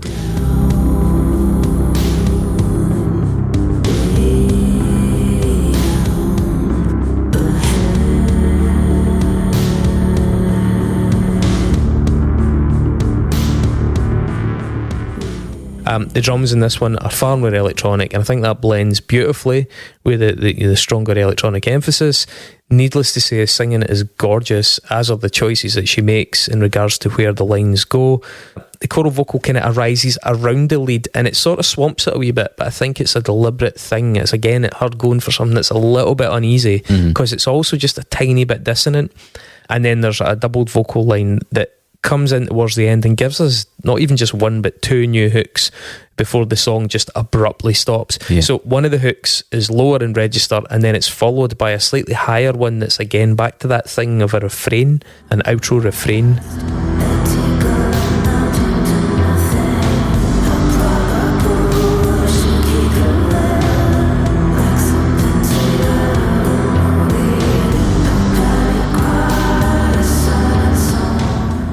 More of a chasmic. Is chasmic a word? I've used it already. Well, it is now. It certainly seems to work. Efficacious. But I think that, as I said, that outro refrain thing is a trick that she likes, and it's a trick that I like as well, and it works really well here. I will also say I love the sudden stop. I'm far too wrapped up in this record. I don't want it to try and subtly ease us out, nor do I want it to suddenly do that thing of like saturating and growing and getting it turning into a big racket. It just needs exactly what she does with it. It just ends. There's the end. We're done. Yeah. I really appreciated how we were focusing on synths and drums and electronics in this song, because we get that in places, and it's augmented with sound instruments and all that, and it was really cool to have something at this, even at the end of the record, which had a different focus again. And I think one of the masterful things about this record is that all the songs have different focuses, and I think sometimes an artist can do that and it can get a bit discombobulated and unfocused, you know, but it really works. And this kind of choice to do this at the very last song of the record really underlines the conscious decision to try and pull you and push you in different ways. That's what I really enjoyed about the fact that this is now a very digital song, for which a lot of the record has been very analog almost, with bits of digital in it. That's the thing, like, because I see Old Joy is quite analog, but it doesn't sound inconsistent at all. Yeah, totally. Yeah, this is not as dark as, well, it's not as mournful as some of the other songs in the record, but it does still hint at darkness, which is what I quite liked. The arpeggiator that she used gave me some synthwave quality, actually. I felt, which was it's a little bit shameless, but in a nice way. Yeah, totally. Yeah, that's great. Conclusion wise, I don't know what else to add really. I think Katie Kim has hinted at all the components involved here across the discography. You know, bit by bit she's edged towards getting this blend, this Goldilocks sort of zone. For me, it's more than just successful. I think it's genuinely brilliant. The repeated listen count for me is out of control, and it's something, I'll be honest, I did not suspect when I first listened to it. I liked it at first listen, but I didn't realise I would still be so consistently going back to it. It's absolutely one of my go-to records, especially after dark. I mean, fuck's sake, I must be half of our Spotify numbers for this upload. And looking at the numbers and streaming as well, just to conclude here, there are tracks, as I said, on other records that are sitting at about 750,000 listens for various reasons, and the general streams on Salt, for example, far exceed this album. And without meaning to drag Salt down, because I did consider it, far from dragging it down, this is the better album, and I would say by a way. Hence, I mean, I can comfortably stand by it in the context of this show. I said at the very start of when we started talking about this record, and it's that this album's very much my vibe. It's moody, it's gothic, it's got electronics, it's also got folkiness. I mean, it ticks all the boxes for me. I'm not as au fait with people like Cat Power and PG Harvey and all that, and even Portishead. Cat Power doesn't have an album as good as this. I'm just going to say it. I mean, You Are Free, which we've covered, is a great album. This is a better album. So I didn't really... those comparisons don't really mean very much to me. You know, they're not artists I'm super familiar with. I mean, fucking hell, man. This is going to sound like I'm really overreaching, but as amazing as PG Harvey's canon of work is, I don't listen to any PG Harvey albums as much as this, bar maybe Is This Desire. That's interesting. It's high praise, man, and I mean it. To me, I did hear things like Chelsea Wolfe and Emma Ruth Rundle and Anna von Hauswolf and all that, and but I think that's just in the tone of the record. I think, like, you know? Anna von Hauswolf especially is a less... she's chilly without being as contrived as Chelsea Wolfe, and I like Chelsea Wolfe, but she's very overtly going for something, right? Anna von Hauswolf is a bit more subtle. The chilliness comes from the music as opposed to from the package, the marketing. Do you know what I mean? But I really enjoyed the record. I had spent a lot of time with it. I actually listened to it first, which you know I wouldn't do. Yeah. I went right to it because I'd remembered listening to it in the past and thinking this might be worth a look, and then obviously getting distracted by other things. So yeah, no, it's left a mark on me, and I probably will go back to it. And it has made me actually think about the kind of music that I want to make as well. And that's how I know a record is somewhat important to me, is when it actually makes me think more about the kind of musician that I am, even though I'll never attain anything in terms of profile or relevance as an artist like this. But it does make me think twice about what I could do. Well, let me caveat that a little bit by saying that I think the best records, the records that I identify with the most are the ones that I think are achievable for me. I don't think it's achievable for me, right? I don't. Maybe it will be in 14, 15 years. But I feel as though I can do it, even though I know I can. Does that make sense? It makes you want to do it. Yeah, and that's the whole thing of it. So...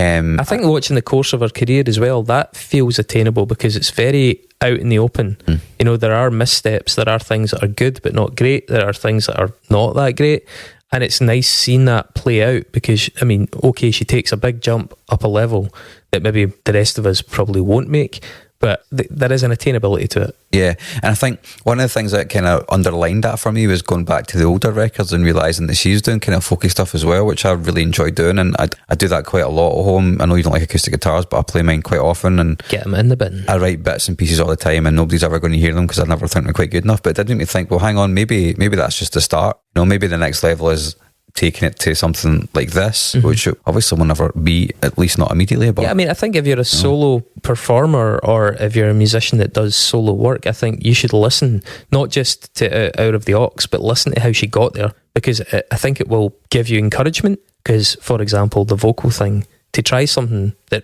is a very naked form of production, she did it, she risked it, and it worked. So I think, yeah, there's a lot to take from it. Yeah. There's a reason as well why I think of Chelsea Wolfe and Emma Ruth Rundle is because they started off in the same place before becoming what they became, just like solo acoustic or solo just guitar, you know, and doing kind of folky-ish or kind of rocky, alt-rocky stuff and blooming exploring all the other aspects of their own musical personality and reaping the rewards from doing so and taking those risks and stuff like that, you know. And I have a lot of time and a lot of respect for artists that do that, and it's weirdly something a lot of male musicians don't do. They kind of stay in their lane and stay there. You know what I mean? And yeah, I mean, if I mean solo kind of folky. Yeah, no, I agree. Like, there's bound to be exceptions, but they certainly don't leap to mind. Yeah, and that's cool. I think that's actually probably a positive. I think when people get stuck in things, they tend to not take risks, and I love to see artists take risks, and I love to see it pay off as well as it has for this record for her as well. So you know what comes next? The Nexus. The Nexus.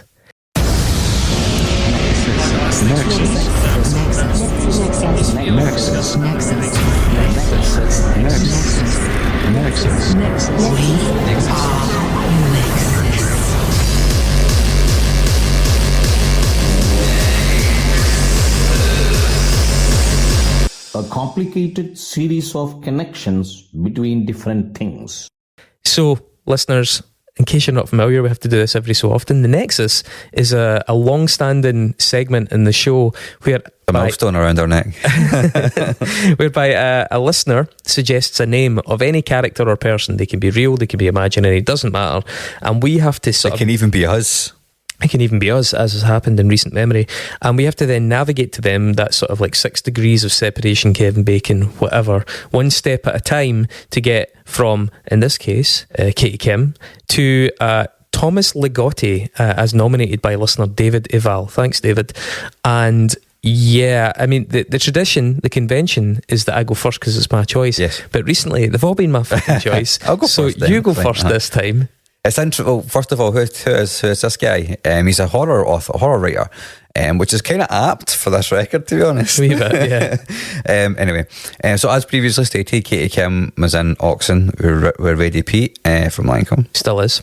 And earlier this year, in fact, almost a month ago, Lancome released a live record called Live in Dublin. And on track 4, The Pride of Petrovore, they conclude with a verse from the Sting song "We Work the Black Seam." You heard this? No, I've not. We Work the Black Seam is from Sting's, not the wrestler. I keep thinking of the wrestler. It's from his debut solo album, The Dream of Blue Turtles, which was the first record they released after The Police. It's a protest song which actually addresses both the Thatcherite government of the era and also talks directly about the 84-85 coal miner strikes. Which you would never imagine Sting doing something like that. This is Sting who relocated to the Middle East to make more money with the police. Fucking I know, exactly, right? But Thatcher is even worse than Sting, right? What a cunt. Wow, controversial. What a cunt, There's right? a hot take for you. Thatcher worse than Sting. And just to double down on that hot take, there was no end of bands and artists who were lining up to protest her in the 80s, you know. And one such act was Crass. They had formed, didn't they? Yeah, who created the Thatchergate tapes in 1983. Have you heard this story? No, I haven't. This is brilliant. So they basically created a series of hoax recordings which they edited together from various recordings of Margaret Thatcher and Ronald Reagan on this tape, which, you know, is supposed to be like a phone recording. It's just like Cassette Boy type. Yeah. They discussed the sinking of the HMS Sheffield, which I think was what led to the start of the Falklands War, and they also agreed that the UK would be a target for nuclear weapons in a war between the US and Soviet Union, which seems pretty obvious, but I guess maybe at that time it was not. A British punk rock group is claiming they're behind a fake tape recording which fooled the CIA. The American intelligence agency thought it was part of a Soviet disinformation plan. Here's Andrew Parkinson. The genuine voices of Mrs. Thatcher and President Reagan. Through the crackles, he seems to be saying he'd fire missiles at his allies to keep the Soviets back behind their borders during a war. You mean Germany, Mrs. Thatcher incredulously replies. But it's all a fake, made by punk rock group Crass. Band member Andy Palmer. We cut up 2 speeches, one of Reagan and one of Thatcher, sent the tape anonymously to the continent with a covering note saying that it was a recording of a crossed line. The tape came into the hands of the CIA, who studied it and then issued a statement saying it was part of an increasingly sophisticated Russian disinformation campaign. Now the CIA is clearly embarrassed by its mistake. But why did Crass do it? People know that governments are corrupt. People know that governments are violent. We did the tape to show that they're also small-minded, petty and stupid. For the CIA to issue that statement shows just how petty they are. Now the group's touring the States, giving interviews about how easily they fooled the West's largest intelligence network. The tapes were leaked via a Dutch news agency during the 1983 general election campaign. And somewhat hilariously, the US State Department and the British government thought that they were propaganda made by the KGB. And it was actually the Observer newspaper which linked Crass to the tapes. And in 2014, it later turned out that under the 30-year rule, and the 30-year rule is, if you don't know, there are certain government documents that will get released to the public after 30 years. Yeah. And it turns out that Thatcher was personally aware of the tapes and had actually discussed it with her cabinet at the time, which is quite funny. So obviously the figurehead for Crass was Steve Ignorant. Yeah. In 1985, he worked with the group Current 83 on... 93? It's sort of Current 93, yeah. I've written 83 here because that tape was out in 83. So he worked with Current 93 on various things, but the thing that I could find was a couple of recordings. One was a 7-inch called Nightmare Culture, and I can't remember what the other one was called, but he also performed with them at the time. I think it was quite short-lived for him.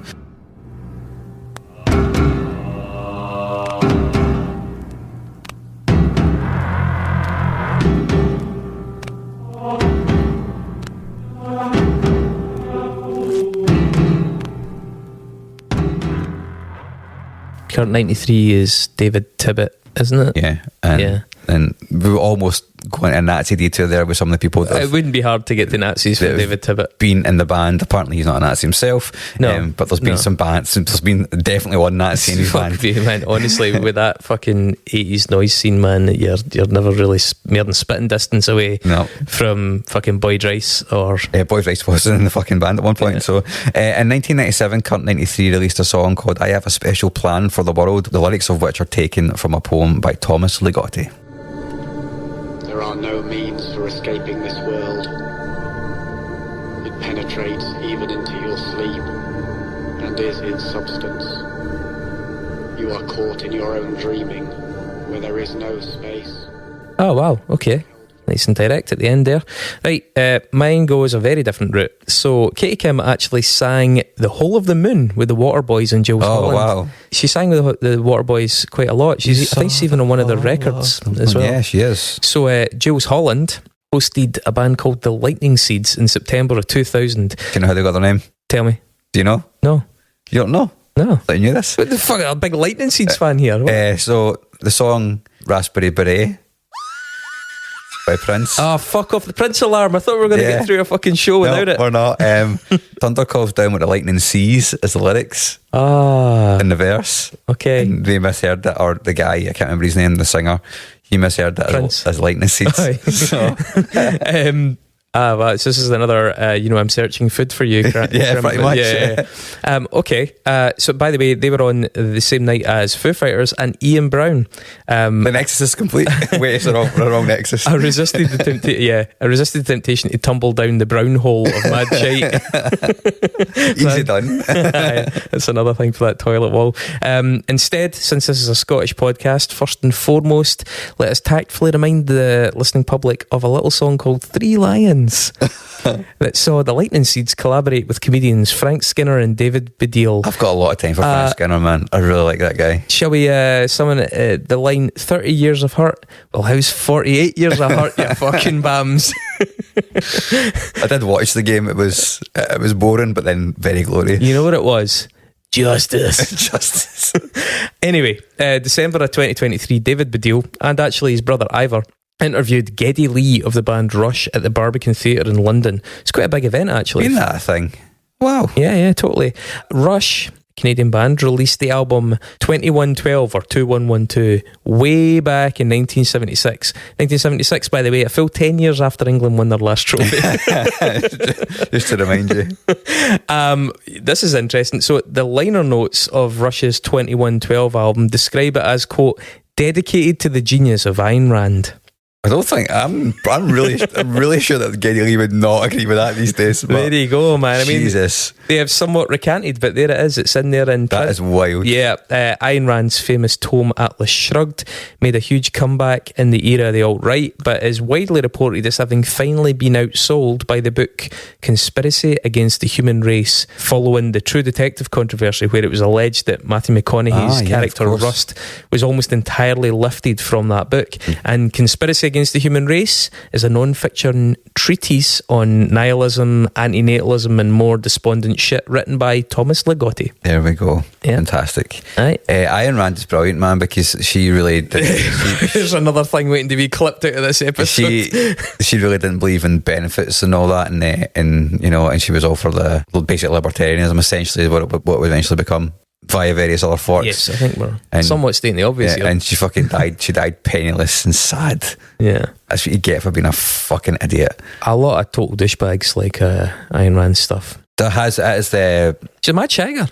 Yeah. Yeah. Aye, fair play. Ayn Rand's philosophy and the Atlas Shrugged were instrumental in influencing the game BioShock.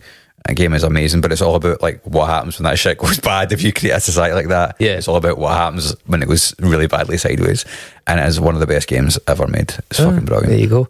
Good for something then. Right, Mark. Also big Ayn Rand fan, Zack Snyder. Is he? Yeah, man. I think he actually wanted to make Atlas Shrugged as a film at one point. What about D. Snyder?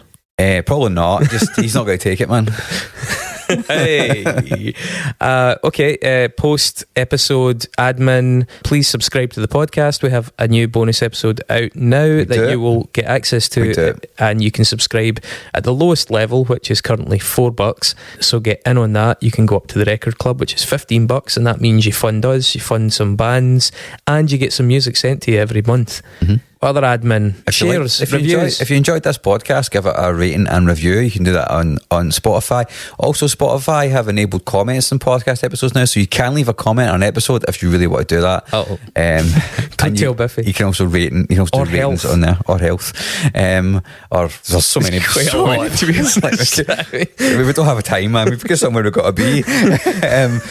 But also Apple Podcasts, we really like to get a little bump on there. Yeah, we could use more on Apple. So yeah, and any other platform you listen on, if you can leave a rating and review, please do that, because it helps us get in front of more people, and that's ultimately we want to do it, because we want to share the love about how great Biffy Clyro are. We want to help Health promote their upcoming tour. What are they doing? What bandwagon have they jumped on now? It's the same one, mate. Fucking shells. Same one, honestly. Right, Mark, next week we'll go in a different direction. We'll maybe play to the gallery a wee bit here, given our typical audience. But I would like us to cover the band Quicksand. And the album Manic Compression. Phaser's such a good song, though. See, I know a lot of people are like, no, you should do Slip because I'm cool. But it's just not as good an album. Yeah, but I will lay out the case in detail and shall be proven right. Will be good. As is typical. But thanks for listening. Please go and check out Katie Kim's stuff. You can buy it from her directly on Bandcamp. Yeah, she's got a lot of good bits and bobs out there that are not on streaming services, and I would strongly recommend you throw some cash her way and get them in your collection. Yes. Otherwise you won't hear them and your life will be net worse. Alright? See you next week for the big fucking Quicksand throwdown with all the cool kids getting on my case. Bye.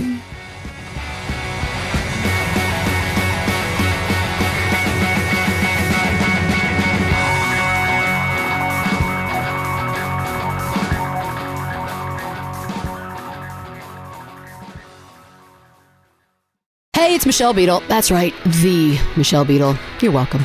You love talking about sports. I love talking about sports. You know the only thing cooler than talking about sports? Sports! And right now, all your favorite sports are on Sirius XM. I'm talking every NFL game, every game from the NBA, NHL, MLB, every NASCAR race, golf major conference college sports, and all the top games in the WNBA. If it gets your heart pumping, it's on Sirius XM. So start your free trial of Sirius XM today. Visit SiriusXM.com/believe.